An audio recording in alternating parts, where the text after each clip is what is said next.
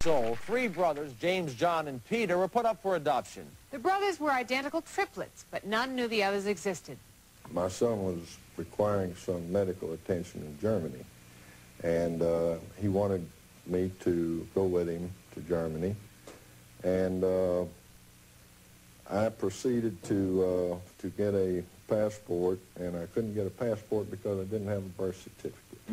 John Clay Burch, whose original name was Peter, knew that he was an adopted child. So to secure a birth certificate, he returned to the St. Louis, Missouri agency that had arranged his adoption more than 50 years before.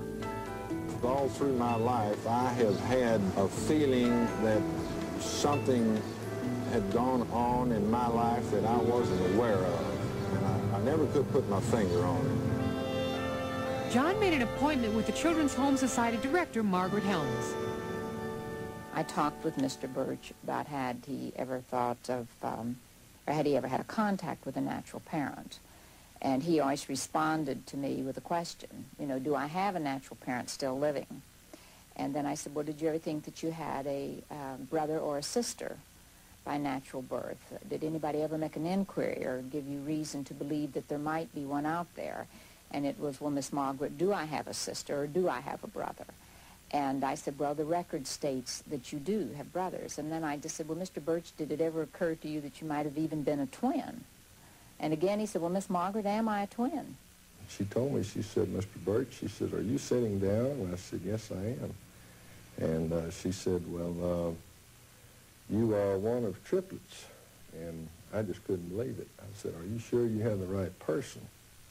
And she says, oh, I'm quite sure. She said, I have your pictures here that were taken many years ago in 1926. It was in the St. Louis paper. At 4 months old, John was adopted by Henry and Louise Burch.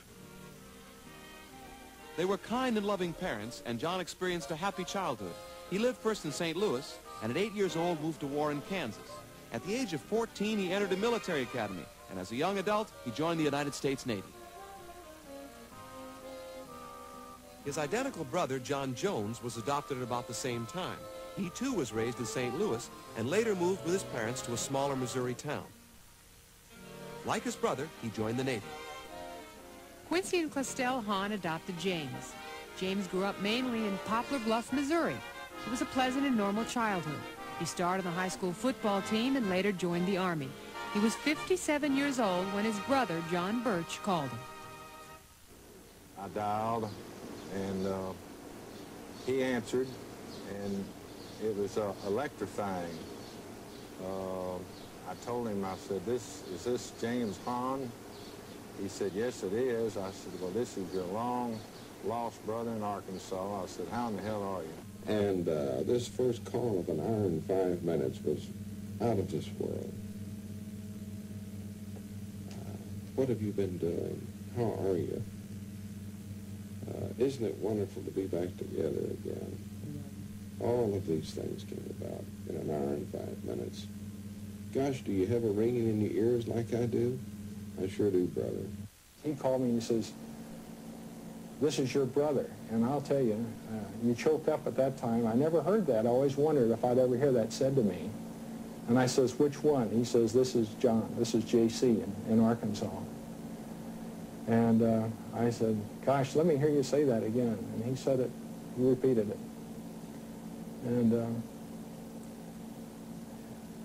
I don't know. We didn't talk more than maybe 5 minutes or so. And his son called me immediately after that and called me Uncle John, since this is your nephew. And I said, well, I've never had that said to me before either. Never. On July 20th, 1983, in Wichita, Kansas, the triplets were reunited. When John Jones and his wife arrived from California, the meeting that had waited for 57 years was only minutes away. Would you guys come out here, please? Are you wrestling, dude? How are you? Oh, gee, guys. Brother? Oh, brother. What? I didn't hear that doggone hawk call. What the hell? You didn't. Give it. He didn't use it, did he? Oh, crap. Didn't you? Right now, we're in the process of growing up together, even though we haven't seen each other in 55 years. And we've got a lot of catching up to do. I sent you Each of the brothers had a virtual lifetime of memories and feelings he wanted to share. A fraternal bond that had been denied was instantly reborn. They celebrated their last time together at the Children's Home Society, and then they discovered that 40 years before, two of their lives had touched. It was an extraordinary coincidence of which neither was aware. John Jones explains. I'd gone to Arkansas State College, and I went home with a roommate of mine, and we mutually agreed to go to this small town in southeast Missouri where a lot of high school kids went to dances. And he dropped by the drugstore in which I was employed, and my employer immediately, thinking it was me, asked what I was doing there that evening, since I'd worked all day. So John immediately said, no, he says, I beg your pardon, but he said, I'm not Jim Hahn, I'm John Jones. And he says, well, I can't believe that, and I showed him my identification, and he says, well, I can't, it's just unbelievable, it's uncanny. He says, do you have a few minutes? If you don't mind, I'd like you to wait here, and I've got something I think you'd be interested in seeing. So my employer called me, and I went down, and it was the most wonderful, eerie sensation I've ever had in my life.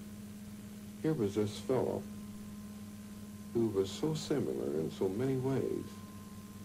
I shook hands with him. It was just like shaking hands in a mirror.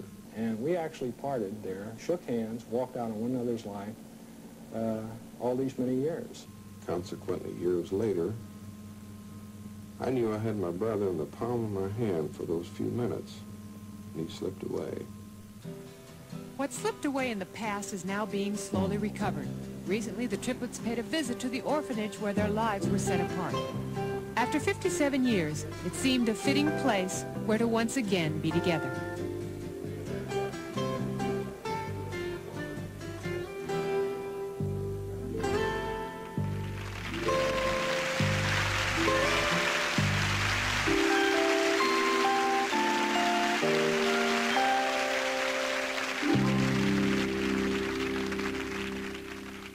In a moment, we'll see a bird named